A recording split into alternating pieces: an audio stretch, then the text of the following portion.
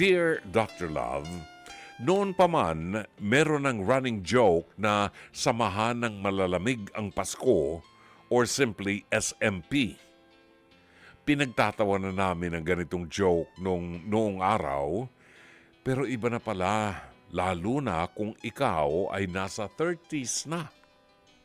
Ako po si Maribeth, 32 anyos mula sa Balagtas, Bulacan. Isa po akong operations manager sa isang BPO company sa Quezon City. Masasabi ko pong isa akong average-looking person. Hindi po ako pangit, hindi naman po ako maganda.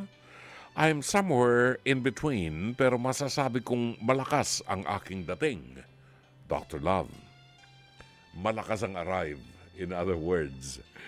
May mga manliligaw naman po ako nung high school at college, pero nagkaroon lang ako ng boyfriend nung nagtatrabaho na ako. Sad to say, our relationship did not work out due to several indifferences.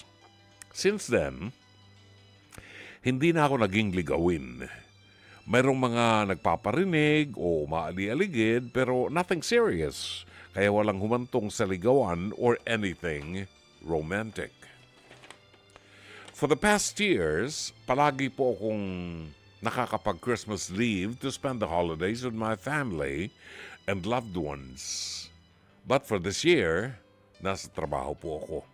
Dito ko po nagsimulang maramdaman ang totoong kahulugan ng joke na samahan ng malalamig ang Pasko.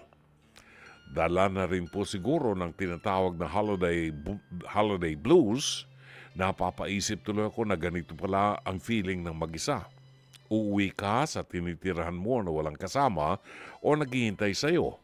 Uuwi kang walang kasamang magsa-celebrate ng Christmas with you.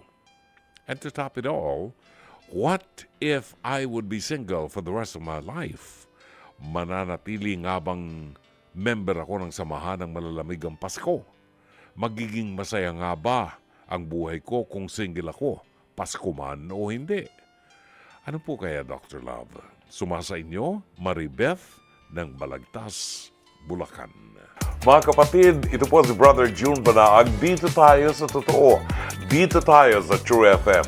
Mag-subscribe at i-follow ang mga social media accounts at True Network PH sa FB, Instagram, X, YouTube, TikTok, and podcast.